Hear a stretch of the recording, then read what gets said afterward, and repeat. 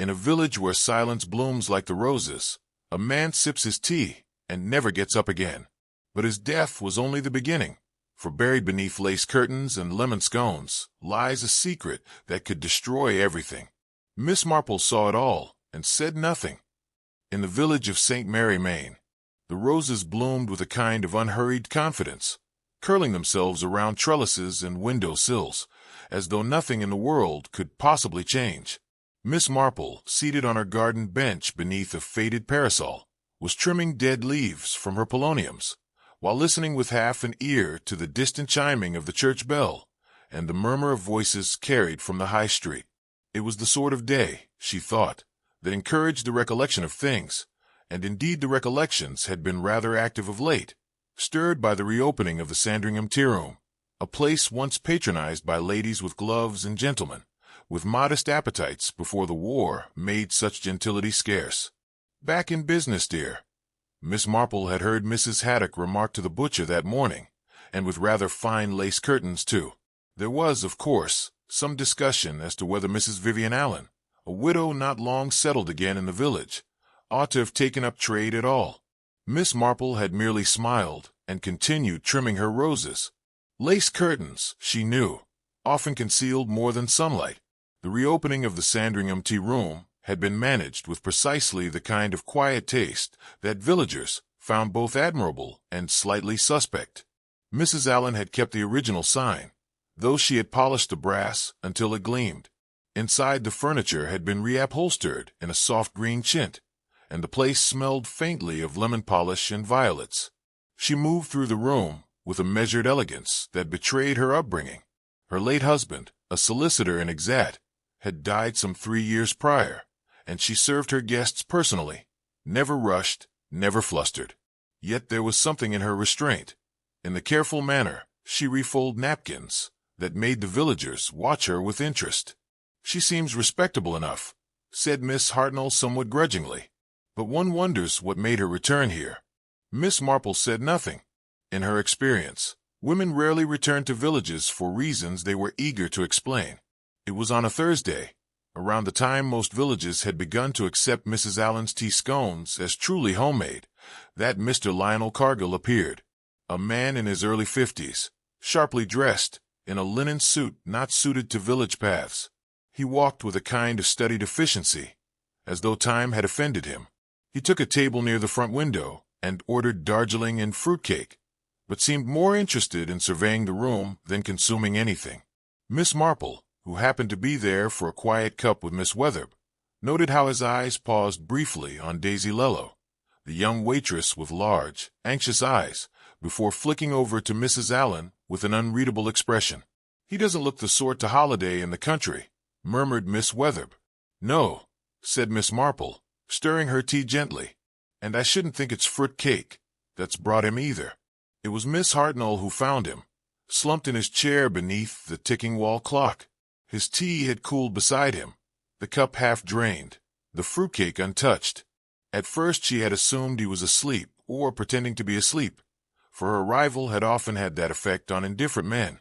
But when he did not stir at her greeting, she moved closer and saw at once the unnatural angle of his posture. Mrs. Allen hurried over, her hand at her throat. Within the hour the constable had arrived, and a discreet silence fell over the village like a dust sheet.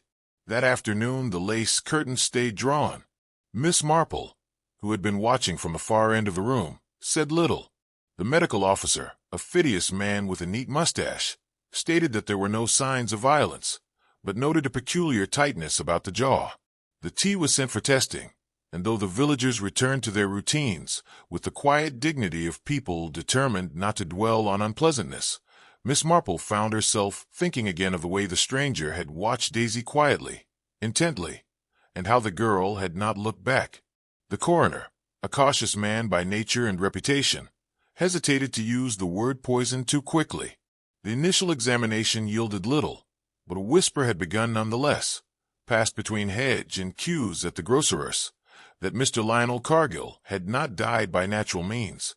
"It was the tea, I'll wager," muttered Mr. Thomas at the post office. "Never trust anything too fragrant." Miss Marple thought otherwise. She had, after all, seen many people drink many cups of tea, some contentedly, some nervously, and there had been nothing remarkable about Mr. Cargill's manner, except for that brief encounter. A few days earlier, she had seen him outside the tea-room, speaking in a low voice to Daisy Lello. The girl had stood stiffly, clutching her apron with both hands, nodding as if to end the conversation quickly. He had walked away then, but not before glancing back at her. Miss Marple remembered that glance. There was something almost resigned in it, like a man who had asked a question and received an answer he already feared.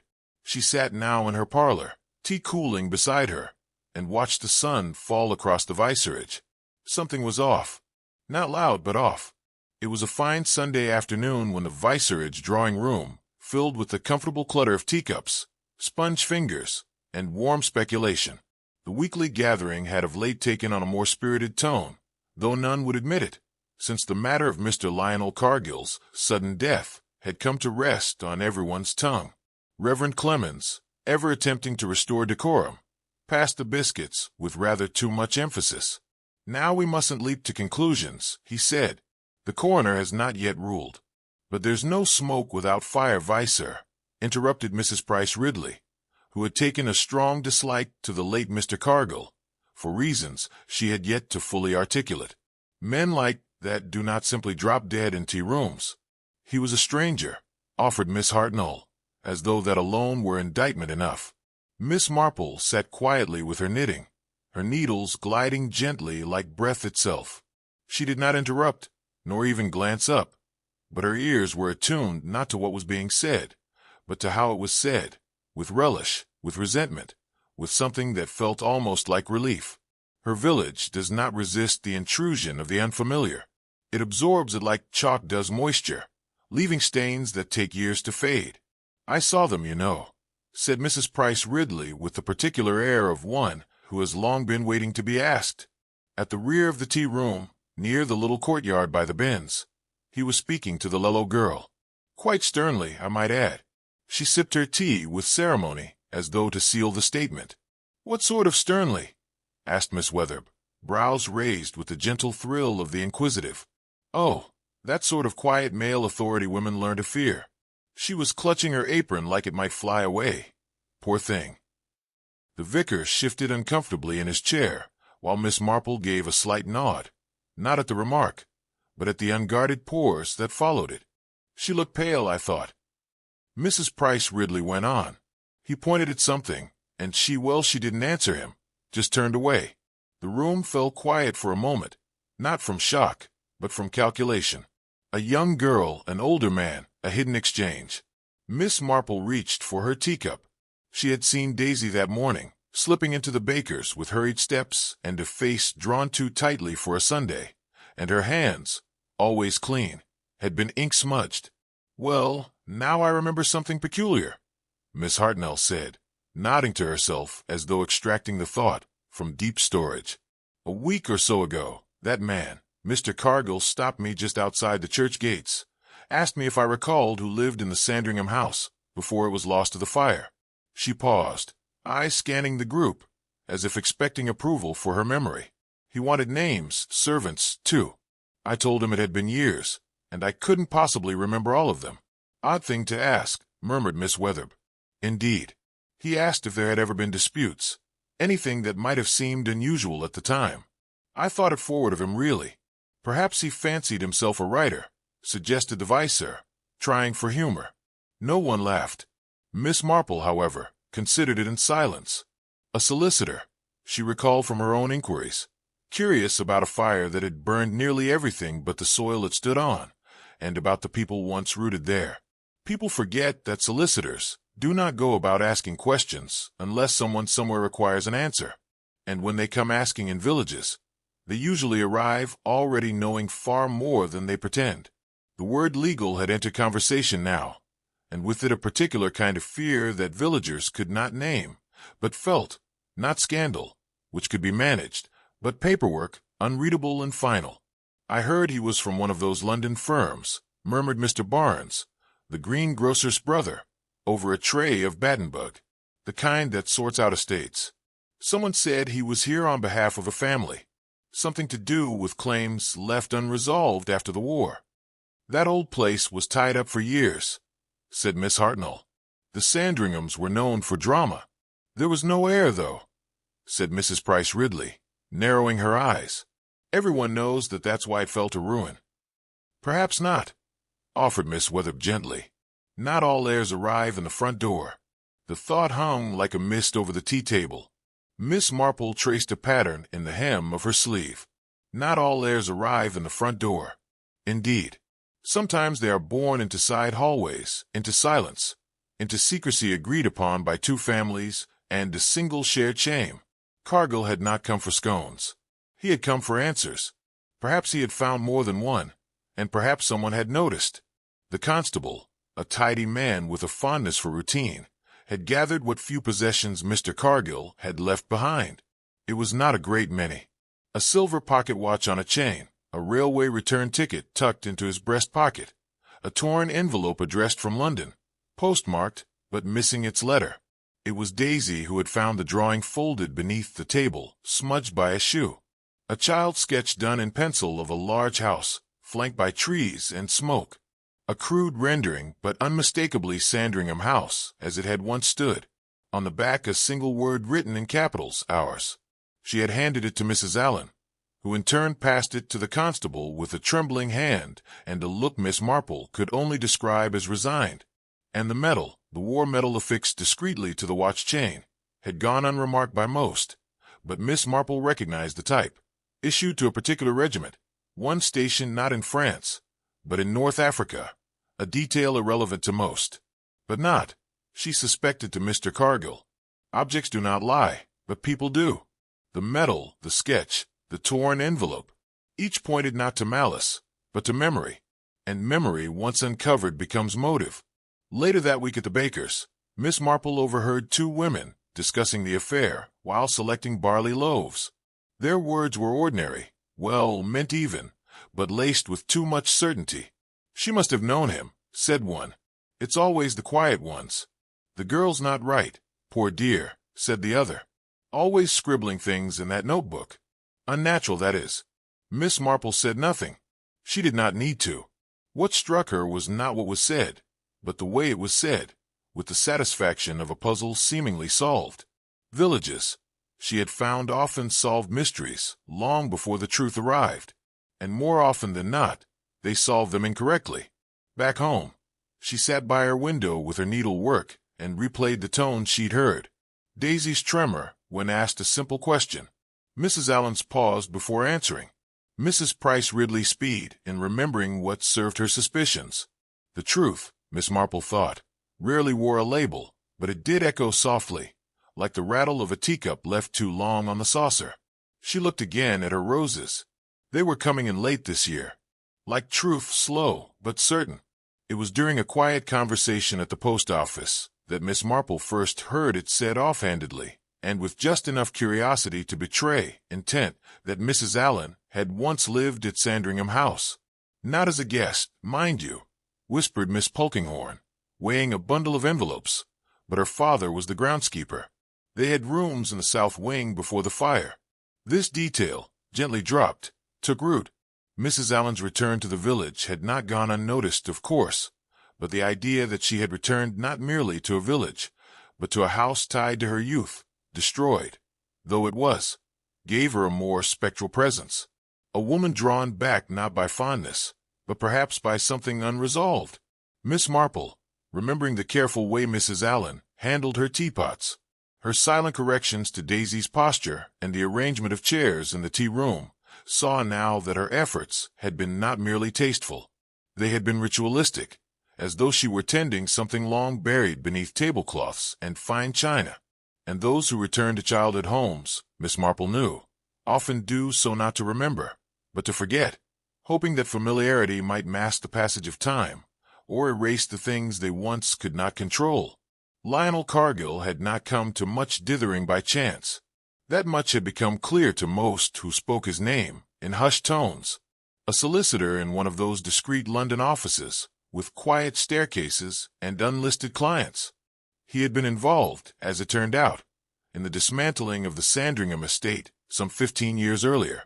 The house, once a modest symbol of county gentility, had been sold in haste, park-led into disputes, and eventually burned under mysterious circumstances. Accidental, the record said. But accidents, Miss Marple had often noted, have a curious habit of benefiting someone. For Mrs. Allen, the return of the very man whose pen had signed away the place of her childhood must have cut deep. She had spoken of him once, vaguely at a church tea, cold-eyed, all paper and ink, and changed the subject as soon as she'd said it. One does not forget those who close doors, once held open, and when they return, uninvited, unrepentant, memories are not stirred, they are stirred up. Miss Marple, seated by her fireside, began to wonder whether Cargill's return had been business or penance. Daisy Lello, ever quiet and neat in her manner, had drawn little attention in the days following Mr. Cargill's death until Miss Marple began to notice what others had not. A certain stiffness in her movements, a hurriedness not born of incompetence, but of dread. And then there was the locket, a small silver oval that never left her neck, always tucked just beneath the collar of her blouse. Once, as she reached to clear a table, the chain had slipped into view, and she had pushed it back with a swiftness and care that spoke volumes. It was not vanity that made her conceal it. It was something deeper, something guarded. Miss Marple had long believed that objects worn daily were rarely ornamental. They were armor, tokens of belonging, or reminders of those never named aloud. In Daisy's case, the locket had the air of both defiance and devotion. She had asked her once gently whether the locket had belonged to her mother. Daisy had flushed, mumbled something about family things, and returned to her work with unnecessary vigor. It was not the response itself that struck Miss Marple, but the way the girl's eyes had flicked toward Mrs. Allen before she spoke. The story, as it had always been told, was that Daisy had come to Mrs. Allen shortly after the war, an orphan left adrift after her aunt passed away in Dorset. A practical arrangement, it was said, kindness offered by a widow with no children of her own. But kindness, Miss Marple thought, had a particular tone, and the tone Mrs. Allen used when speaking of Daisy was not maternal. It was precise, ownership wrapped in affection, and there were other signs, small, seemingly benign. The way Daisy knew where things were kept in the tea-room without being told, how she hesitated before asking permission to leave early, how Mrs. Allen corrected her with softness, but no warmth. These were not the habits of a girl merely taken in. They were the traits of someone who had grown within reach of something, perhaps a legacy, but never quite touched it. Miss Marple recalled the child's sketch found beneath Mr. Cargill's table. The house, the trees, the word ours. It had not been drawn recently. She began to wonder whether Daisy, orphan though she may be, had been connected to Sandringham all along, not by proximity or charity, but by birth. Julian Dean had become part of the village furniture, seen often from a distance, rarely spoken to, and mentioned only when war service or melancholia arose in conversation. His limp was as familiar as the church bell, and his silence more eloquent than any sermon. But Miss Marple had noticed that since the reopening of the tea-room, he had taken to sitting opposite it at the bench near the elm beneath the clock tower, watching, not leering, not loitering, watching. He rarely entered, but once, when asked whether he would like something brought out to him, had muttered, "No, I'm not one for interiors." It was said he had once been fond of Mrs. Allen before the war, before the house burned, that they had shared walks and once nearly courted. But the war had taken his leg, and perhaps more than that. Now his gaze followed Daisy with an intensity that was neither romantic nor hostile. It was protective, perhaps even remorseful. Miss Marple, who had spoken briefly with him at the War Memorial 2 years ago, recalled his words. Then, some places you leave, and some leave you.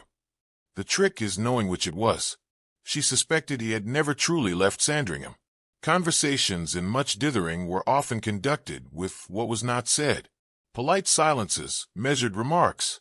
But in the days following Mr. Cargill's death, the unspoken grew heavier, like mist that refused to lift. Miss Marple noticed it in Mrs. Allen's voice when asked offhandedly whether the tea-room would remain open. Of course, she had said, but her eyes had flickered toward the corner table, the one now always left empty.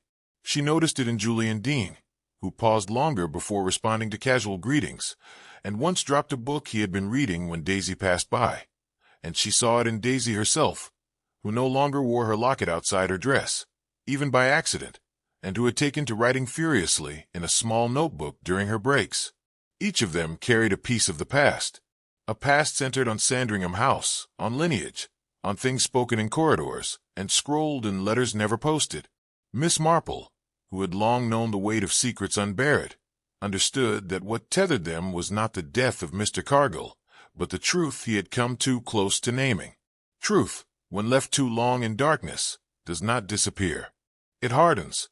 Miss Cartwright, though long retired, maintained the briskness of one who had once controlled 40 children with a single glance. She received Miss Marple with a cherry glass already in hand, and a knitted shawl arranged with military precision. "Oh yes, Daisy Lello," she said when prompted. "Sensitive child, rather shy. Quite bright, though. Always scribbling things. Poems, I think, or lists." Miss Marple nodded gently. "And her records?" Miss Cartwright gave a small frown. "That's the odd bit.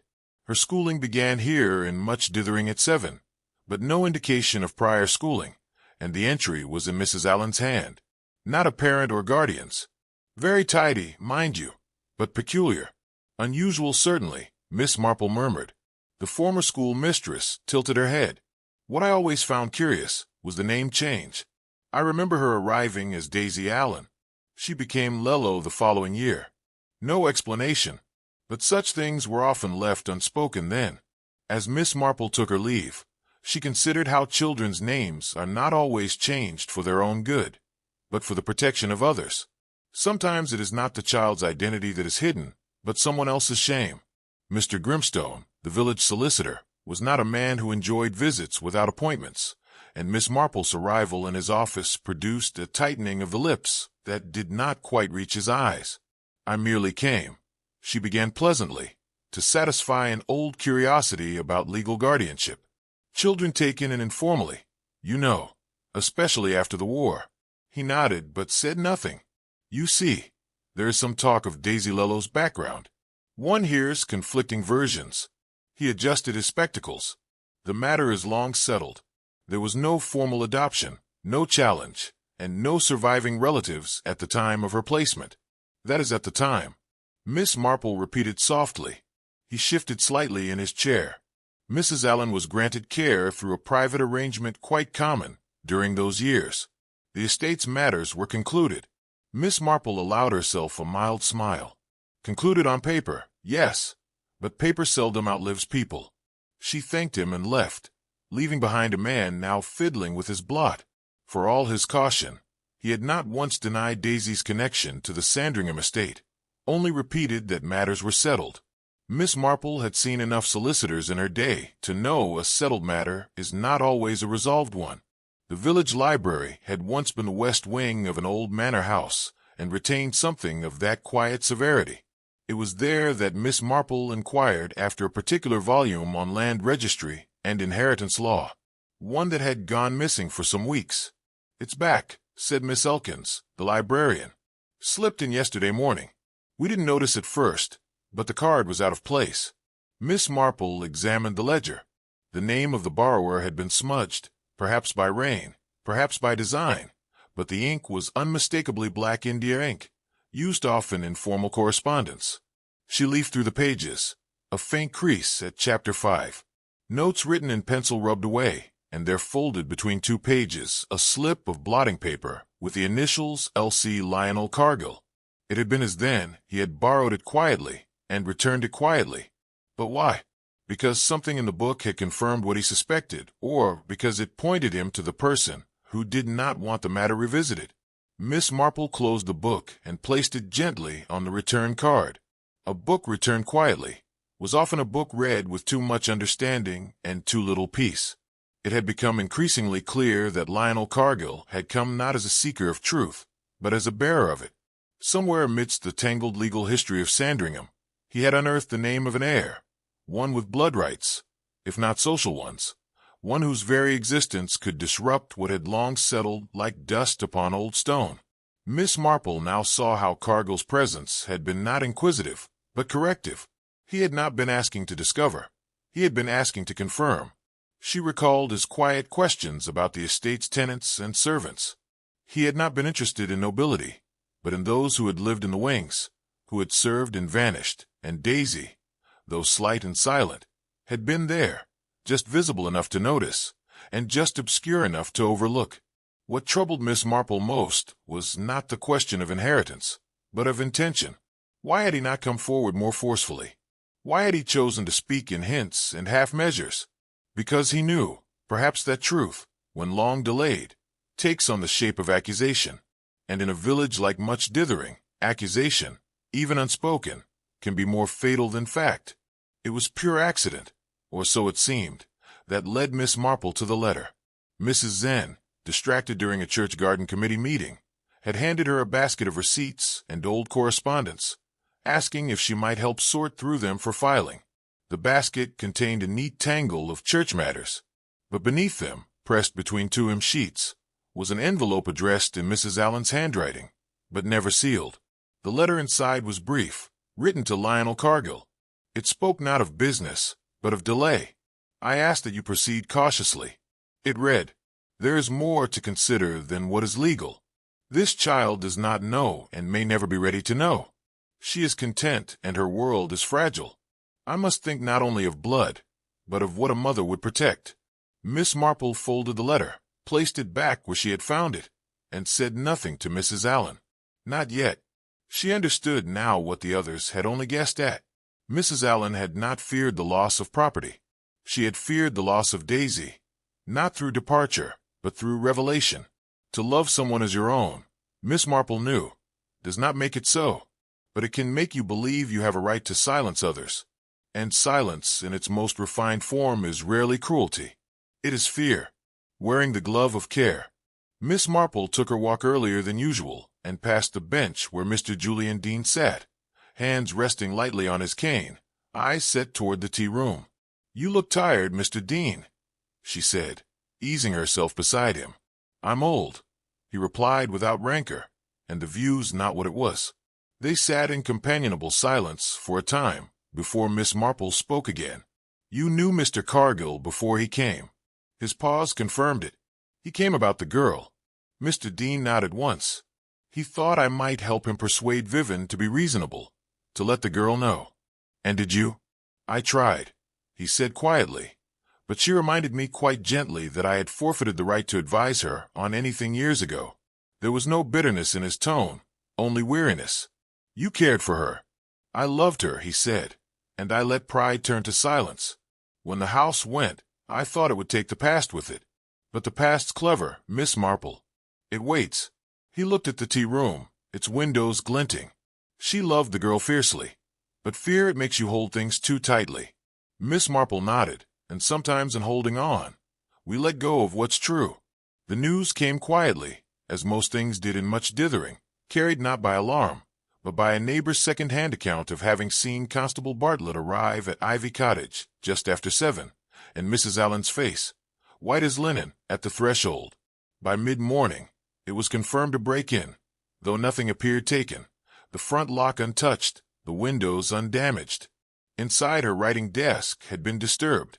Papers had been pulled loose, some scattered, and Mrs. Allen, usually composed to the point of aloofness, had trembled when recounting how she had risen in the night and found the door to her studio ajar. Miss Marple, who arrived under the polite pretext of returning a teacup borrowed during the fete, found Mrs. Allen pale, her hands folded tightly in her lap.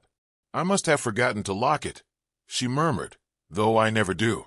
Miss Marple's eyes moved to the desk, where a drawer still stood slightly ajar. "It's the sort of thing that leaves one feeling watched," she said gently. Mrs. Allen gave a brittle smile. "It's the sort of thing that makes one wonder what they were hoping to find." Miss Marple did not respond immediately, for she already suspected the answer. Not something, but someone, something unfiled, unspoken, perhaps handwritten, something that had once belonged to Mr. Cargill, or to Daisy. Miss Marple returned to Ivy Cottage later that afternoon, this time bringing cutings from her white geraniums. An excuse, but a kindly one. While Mrs. Allen was in the kitchen preparing tea, Miss Marple let her gaze rest lightly on the desk. She had seen broken drawers before, the split wood, the crude marks of a blade. This was not that. The desk bore no signs of force. The lock plate was old but unmarked, the drawer edges clean. When she slid it gently, it moved without resistance, not broken, not forced, opened by someone who knew how or someone who had the key. And within the papers had not been rifled. They had been sifted. One corner of a letter protruded, its edge creased precisely, as if folded and unfolded with care. Miss Marple made no move to read it. She only noted the absence of dust in a ring where something had once rested, likely a photograph frame of modest size. When Mrs. Allen returned with the tea, Miss Marple smiled and accepted her cup. But the real flavor, she thought, was in what had gone missing. Not jewelry or silver, but something quieter. A truth small enough to fit in a drawer, yet weighty enough to be worth stealing. The call came from Mrs. Weatherby, whose nephew had been sent with scone to Julian Dean, and found the door open, the parlor cold, and Mr. Dean unconscious beside his chair. He had taken Lord Ham enough to forget, but not quite enough to vanish. Miss Marple, who arrived before the doctor, found the room unkempt, not violently so, but in the way of someone who had lived too long with regret. A note had been left, placed carefully beside a cup of untouched tea. The handwriting was precise, the sentence brief. Forgiveness was never in the tea. Dr. Carroll muttered about wartime melancholia and the loneliness of the aged. But Miss Marple's attention was on the note. Not just the words, but the fact of their placement. The phrase was peculiar. Not forgiveness was never mine, nor never deserved. It was never in the tea. And the tea, Miss Marple recalled, was something Julian had always declined, not just in recent days, but ever since the tea-room had reopened. He had known, not necessarily the how, but certainly the who, and he had attempted to take the burden of guilt to absolve someone else. But forgiveness, Miss Marple knew, is not something one takes. It is something given, and Julian Dean, it seemed, had lived with the absence of both. Miss Marple had been to Ivy Cottage often enough to know its small details. The ceramic sheep on the window-sill, the biscuit tin shaped like a cottage, the photograph that had always hung beside the hallway mirror. It was not a particularly fine image, slightly overexposed, but it had shown a child standing before the gates of Sandringham House, her hand held by a woman whose face was turned just out of frame. And now it was gone, not replaced, not moved, gone. Miss Marple, ever courteous, made no remark, but her glance lingered a second too long. Mrs. Allen noticed. "Oh, that old thing," she said lightly. "I took it down to dust and never put it back." But her tone was too practiced, the kind of remark one prepares before being asked. Miss Marple only nodded, but in her mind the absences were adding up. A drawer disturbed, a photograph missing, a note left by a man with nothing to gain. Photographs are often harmless until someone remembers who is in them and who is not, or until someone realizes what the image implies. Lineage, affection, belonging. The kind of truth that cannot be denied, once seen. By Thursday, Daisy had disappeared from the tea-room, and by Friday, it was confirmed she had been taken in for police questioning. The murmurs that followed were neither surprised nor sympathetic. "She was always odd," said Mrs. Haydock. "Too quiet, too observant. I never liked the way she handled the teaspoons," added Miss Hartnell, as though such a detail confirmed criminal intent. Rumors multiplied. Some said Daisy had been seen arguing with Mr. Cargill. Others recalled how she once wandered the woods alone for hours. None of it amounted to fact, but in much dithering, character was as damning as evidence. Miss Marple listened quietly, noting the subtle shift. Where once suspicion had hovered vaguely about Mrs. Allen, it now settled squarely on Daisy, and not because of what she had done, but because of who she might be. Inheritance, Miss Marple thought, is not always about money. Sometimes it is about the right to belong, and those born outside the known lines are often the first to be suspected simply because their story has not yet been written by others. In the eyes of the village, Daisy had gone from orphan to interloper, and Miss Marple suspected someone was content to leave it that way. The village, for all its pleasant hedge and polished manners, had turned inward. Miss Marple saw it not in what was said, but in what was no longer offered. Greetings unturned. Shopkeepers who no longer inquired after Daisy's health. Even the cat at Ivy Cottage, who had taken to mooing near closed doors. People had begun to draw conclusions that Mr. Cargill's death had something to do with blood. That Daisy, by birth a claim, had disrupted a balance that others had worked hard to preserve.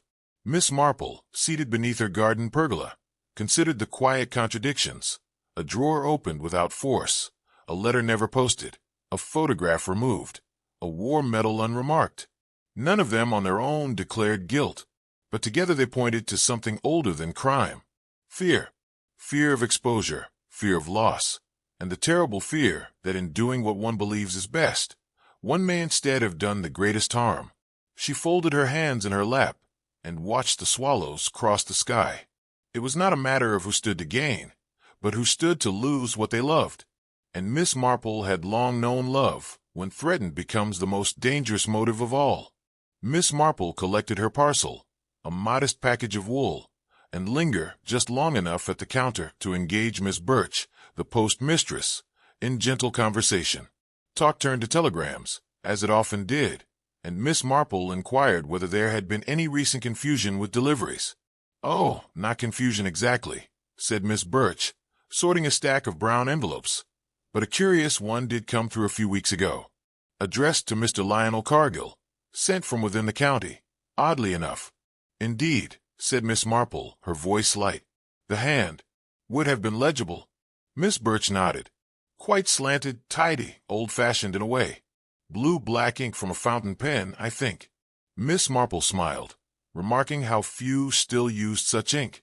Later that afternoon, at her writing desk, Miss Marple examined her own correspondence. She had seen that style before, more than once. It was the same elegant hand that had addressed a thank-you note from Mrs. Allen the previous spring. There are some habits, Miss Marple knew, that never change with age. The curl of a capital R, the manner in which A&S is closed. Sometimes it is not what a person says, but how they write when they believe no one will notice. Miss Marple's next errand took her ostensibly to the nearby village of Broadhurst, where the church secretary happened also to serve as caretaker of certain public records dating back to wartime provisions. The file she requested through polite indirection concerned a military pension issued posthumously to a young woman named Margaret Ellis, mother to a child born out of wedlock in the year 1942. Administrative, she explained kindly, for a local history society article on wartime hardship. The file was thin. Margaret had been listed as a heiress. The father was unnamed, but what caught Miss Marple's eye was the notation beside the child's birth entry. Place of baptism, Sandringham Chapel. Sponsor listed Thomas Allen, estate caretaker. Miss Marple closed the file gently, thanking the Clare with quiet gratitude. The implications formed with elegant, if painful, clarity. Margaret Ellis had not merely served the estate. She had lived within its structure. She had been protected, hidden, perhaps loved, and her child had been christened not only near the heart of Sandringham, but under the watchful eye of Thomas Allen himself. Daisy, then, was no orphan in the loose sense. She was by blood descended from those whose names had once commanded respect, if not legitimacy. And Mrs. Zen, widow of the estate's former servant, had taken that child in with more than just kindness. She had taken her in with purpose. The vestry of St. Clement's was cool, dust-scented, and empty, save for the quiet shuffling of the curate in the adjoining room. Miss Marple, a long-standing member of the Ladies' Guild, had ample reason to be there, ostensibly cataloguing hymnals, but she asked ever so gently whether the records from the old Sandringham Chapel had ever been transferred here after the estate fire. The young curate obligingly unlocked the cupboard and produced the battered ledger. It was a heavy book with a cracking spine, its pages filled with careful entries in faded ink. She turned slowly until she found it. Ellis Margaret, child, Daisy, baptism, 1943. Father not listed. Godparent V. Allen. Miss Marple traced the name with a fingertip. V. Allen. Vivian. Not a mistake. A deliberate sponsorship. Not merely an act of charity, but one of allegiance or penance. She closed the ledger softly. The past, Miss Marple had always known, leaves its fingerprints on ledgers and linen and lives. This was no mere inheritance of property or name, but of decisions, of silence, and of love, guarded so fiercely that it had begun to suffocate the very thing it meant to protect. It was a phrase in the returned book at the library that led Miss Marple to her next conclusion, a notation in Cargill's hand beside a statute on dormant claims. Third-party notification. The phrase lingered. If Cargill had not come to much dithering under his own initiative, someone had summoned him, armed with just enough information to reawaken an old legal question, perhaps even suggesting an heir whose existence had never been formalized. The letter Miss Marple had seen but not read in full, the records pointing to an unspoken guardianship, the careful avoidance of public inquiry. It all suggested that Lionel Cargill had come not as a hunter, but as a messenger. And messengers, Miss Marple reflected, are rarely loved. Had he arrived intending to see Daisy legitimized, or merely to secure discretion? Whatever his intent, it had become apparent that his presence had triggered more than concern. It had awakened guilt, memory, and fear. It is never the law itself that causes the deepest anxiety. It is the consequences of revealing what one has spent years hiding. And those who hide for love, Miss Marple thought, often end up tangled in justice's gentlest but firmest net. Miss Marple had preserved the telegram slip from the postmistress, an innocent curiosity on Miss Birch's part, who found it charming that someone still kept carbon impressions of telegrams sent. She had compared it quietly to Mrs. Allen's thank-you note, one written the previous spring in gratitude for a set of linen napkins passed on from the garden club. The writing matched, not precisely, but unmistakably in essence, the slant, the distinctive loop of the F, the slightly backward tilt of the final letters, a match not forged by forgery, but by habit. Mrs. Zen had summoned Lionel Cargill. Miss Marple sat with that truth not as an accusation, but as an inevitability. She had done so likely not to harm, but to clarify, to ensure that no claim could come without her permission, to control what had once controlled her life, Sandringham, its name, its land, its broken promises. And when Cargill had decided, against her wishes, to name Daisy as heir, or at least bring her legacy to light, it had shattered the careful construct Mrs. Allen had built. One does not kill out of greed in villages, like much dithering. One kills, if at all, for reasons that feel like love. But love twisted by fear, Miss Marple knew, becomes something else entirely. The village remained quiet in the days that followed, but it was the kind of quiet that prickled, an unnatural hush, just before a truth makes itself known. Miss Marple, sitting beneath the vine-covered porch of her cottage, reviewed not what people had told her, but how. Mrs. Allen's calmness, just slightly too composed. Daisy's nervousness, without the typical defiance of the wrongly accused. Julian Dean's sorrow shaped by guilt rather than grief. The vicar's refusal to speculate. The postmistress's sudden interest in old records. Each silence had weight. The absence of the photograph. The missing drawer key. The unposted letter. All signs of a past carefully swept under the rug, until the rug had lifted of its own accord. Miss Marple had seen such silences before in gardens, in sewing circles, in boarding houses. Silences meant not to deceive, but to protect. But protection, when prolonged too long, distorts the thing it aims to shelter. She took a final sip of her tea. The truth, she believed, was not hidden anymore. It was simply waiting. Waiting for someone to say aloud what had already been written in behavior, buried in memory, and signed in a hand that trembled only when the ink dried. The Sandringham tea room had not opened since the incident, its curtains drawn, and its chairs quietly stacked. But on that gray morning, Miss Marple arranged a private gathering beneath its lace-covered windows, a tribute, as she described it, to the memory of Mr. Lionel Cargill. There were no speeches, no vicar, no fanfare, only tea precisely poured, and the presence of those who had been closest to the unfolding mystery. Mrs. Allen, composed in muted gray, Julian Dean, frail but attentive, Daisy, pale and watchful, Mr. Grimstone, the solicitor, and the village constable, seated awkwardly beside the biscuit tray. Miss Marple sat at the head of the table, her knitting folded neatly beside her cup, her expression neither accusing nor amused, only observant. They had gathered, as villagers do, out of politeness.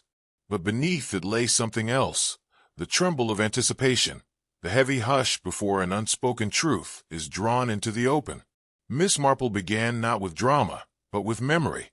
"It is in the small things," she said, "that the larger picture takes shape. The way a drawer opens without resistance, a name written twice in the same hand, and a girl taught to believe that love must remain quiet to be safe." She spoke with the calm of someone threading a needle, slow, certain, and exact. The events unfolded not as accusations, but as observations placed carefully in a row. "Mr. Cargill arrived under the guise of a legal consultant," she said, her eyes fixed gently on Mrs. Allen. "But he came not to challenge the past, but to honor a truth long buried, a truth concerning a child now grown, who carries the blood of the Sandringham line." Daisy looked down. Miss Marple continued, her voice smooth. "He asked questions about the estate, about its occupants, about a locket, and a sketch drawn long ago by a girl who remembered more than she was meant to." She glanced at Mr. Dean, and someone else recognized the danger, the risk that revealing the truth would undo everything. Carefully preserved, no one moved. The tea cooled in cups untouched. Miss Marple leaned forward slightly. The telegram was not from a law office. It was sent from within this village, in ink traced to the very same hand that once wrote a thank-you note for embroidered linens. The signature was familiar, the motive far more so. She did not need to name Mrs. Allen. The silence already had. Mrs. Allen sat very still, her face unmoving, but her hands trembling slightly in her lap. Miss Marple spoke with no triumph, only clarity. "You invited Mr. Cargill, Mrs. Allen. You asked him to come, not to offer Daisy her legacy, but to protect what you believed was yours. A home, a history, a child who needed you." Mrs. Allen's lips parted, but no words emerged. "You feared the loss not of property," Miss Marple went on gently, "but of position. You feared that if Daisy were recognized as the heir, she would be taken from you by law, by pride, or by those who never loved her as you had." Mr. Grimstone stood in his chair, uncomfortable. "You summoned a solicitor under false pretenses," Miss Marple concluded. "And when he refused to keep your secret, you believed there was no choice left." Daisy looked up, her eyes glassy with dawning comprehension. She had suspected perhaps, but not known. Mrs. Allen exhaled softly, a sound between breath and collapse. Miss Marple folded her hands. People do not always act out of malice. Sometimes they act out of fear, but fear, when left to grow in silence, blooms into decisions that look like protection and feel like love, but are neither. The room remained hushed, the air so still it seemed to press upon the guests like wool in summer. Miss Marple turned her gaze to the empty chair at the far end of the table, the one Mr. Cargill had occupied before slumping silently, unseen, into death. "He was not killed in haste," she said. "The poison was not hurried or clumsy. It was precise, something tasteless, dissolvable, perhaps digitalis or powdered foxglove, placed not in the cake, but in the tea." Mrs. Allen's hands tightened around her napkin. "The Darjeeling was brewed separately for him alone, not part of the common pot. You had insisted on that, I believe, for reasons of hospitality. But in truth, you needed certainty." Daisy covered her mouth, eyes wide. "You could not confront him, nor could you threaten him, but you could do what English women have done for centuries. You could pour the tea, and in so doing determine who stayed and who did not." Miss Marple did not flinch as she continued. "And you did not do it for hatred. You did it because you could not bear the idea that what you had guarded all these years might be taken from you by the very person you had once loved as your own." There was no cry, no protest, only a deep shivering breath from Mrs. Allen. "I had nothing else," she whispered. But Miss Marple, with a softness that carried sorrow more than judgment, said quietly, "You had her, and you were too afraid to let her go freely." Julian Dean spoke then, his voice graveled by age and pain. "She didn't mean to, not in malice." Miss Marple turned to him, but gently shook her head. "You knew what she'd done." He nodded slowly. "Not at once, but I suspected. And when I did, I thought perhaps if I took the blame, she'd be spared." "You left a note," Miss Marple said. "A note that spoke of tea and of forgiveness never found in it." He looked at Daisy, then back to Mrs. Allen. She was my last friend, and the war had already taken so much. No one answered him. There was nothing to refute. His attempt at suicide had not been despair. It had been loyalty. Miss Marple saw that now with the clarity of years lived, and people understood. Julian Dean had watched from afar, hoping the truth would never come to ruin what love had salvaged. Sacrifice, she said softly, is only noble when it serves life, not death. Mr. Dean nodded once, eyes closed. I didn't know how else to love her. Mrs. Allen's composure, so meticulously held, dissolved, not in a sudden burst, but in a slow surrender. Her face crumpled softly, like fabric pulled from a drawer too long folded. I only wanted to keep her, she said, eyes unfocused. She was all I had when Thomas died, and the house was gone. Daisy was what remained, my link, my reason. She was never yours to keep, Miss Marple replied gently. I know, she breathed, tears sliding without resistance. But I loved her. I believe you. Mrs. Allen's shoulders slumped. There was no fight in her. No more denial. Daisy did not speak. She sat frozen, the enormity of it settling in her chest like a stone. In her eyes was not hatred, but heartbreak. The slow recognition that her entire life had been shaped by a love that also imprisoned her. The constable cleared his throat, but did not move. There was no need for restraint. The punishment had already begun, not in handcuffs, but in the quiet erosion of everything Mrs. Allen had tried to preserve. Miss Marple reached for her cup, her voice steady. In trying to protect her, you taught her to be afraid. But love should not demand silence. It should withstand the truth. Mrs. Allen wept, not loudly, but as if something inside her had finally given way. Not from fear of prison, but from the sorrow of holding too tightly and letting go far too late. The letter came on a Wednesday morning, slipped into the post alongside utility bills and a seed catalog. Miss Marple knew the handwriting at once, small, round, carefully pressed, and opened it with deliberate gentleness. Dear Miss Marple, I do not know quite how to thank you. I suppose there are no proper words for what you did. I have gone to stay with my mother's cousin in Yorkshire. She keeps goats and has very cold hands, but seems kind enough. I am to begin work at the library in the village, and I've been given a little room of my own. I have placed the locket in my drawer, not hidden, just resting. Sometimes I think I shall wake and find I have imagined it all. But then I remember the way you looked at me that day. Not with pity, but as though you had already known for years. I think you did. Thank you for helping me see that I am not what others said I was. I am only myself, and that it seems may be enough. Yours sincerely, Daisy. Miss Marple folded the letter and placed it gently between the pages of a gardening book. Some truths, she thought, are best preserved quietly, like pressed flowers or peace. The Sandringham tea room remained closed. A handwritten note in the window, faded by sun and weather, read simply, "Closed until further notice." No one had the heart to remove it, nor the courage to ask when it might change. The lace curtains had yellowed slightly. A faint outline remained where the signboard had once hung above the door. The roses in the border continued to bloom, unaware of memory or sorrow, their petals drifting unnoticed into the gravel. Some villagers whispered that Mrs. Allen had left the cottage entirely. Others claimed she had gone to stay with relatives in Wiltshire or Kent. But no one had seen her pack, and no one saw her go. Only the absence remained. A boy dropped his ball near the front step and retrieved it in silence. Even he, too young to understand death or inheritance, knew not to knock. Miss Marple passed by it on her morning walk, as she always had. She did not linger. She did not pause.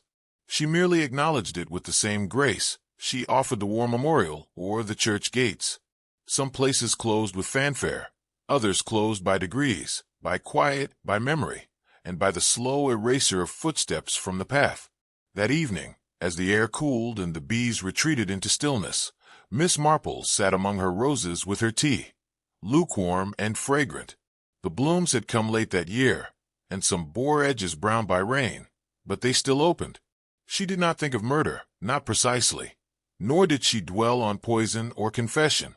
What weighed upon her thoughts was the strange capacity of love to disguise itself, sometimes as silence, sometimes as sacrifice, sometimes as fear.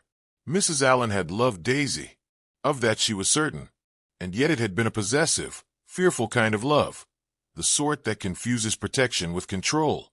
Julian Dean, too, had tried to save her, but only by removing himself entirely. And Daisy, sweet, trembling Daisy, had lived in the shadows of those two affections, never quite permitted to step into her own light. Miss Marple sipped her tea. The sound of the church bell marked 7. What mattered in the end was not guilt or innocence, but that truth had been told, and that one more girl in the world might now write her name on a library card without apology. And the roses, as always, continued to bloom, quietly, without witness. Some truths are not buried in silence, but preserved in it, guarded with trembling care by those who fear what change might bring. In this quiet village of much dithering, Miss Marple once again reminded us that the smallest gesture, a missing photograph, a letter never posted, a drawer left ajar, may whisper more than a confession ever could. This wasn't just a tale of inheritance and deceit. It was, in its quiet way, a story of love turned possessive, of protection stretched until it became control. Mrs. Allen acted not from hatred, but from the grief of a mother who could not let go of what was never truly hers. And yet, in that grief, a man nearly died. A girl almost lost her name, and the truth had to wait for a woman with knitting needles and clear eyes to unravel it. And now, dear listener, we ask, if you were in Mrs. Allen's place, holding a secret that could change someone's life, but also take them away from you, what would you have done? Would you have spoken the truth, or held it back just a little longer?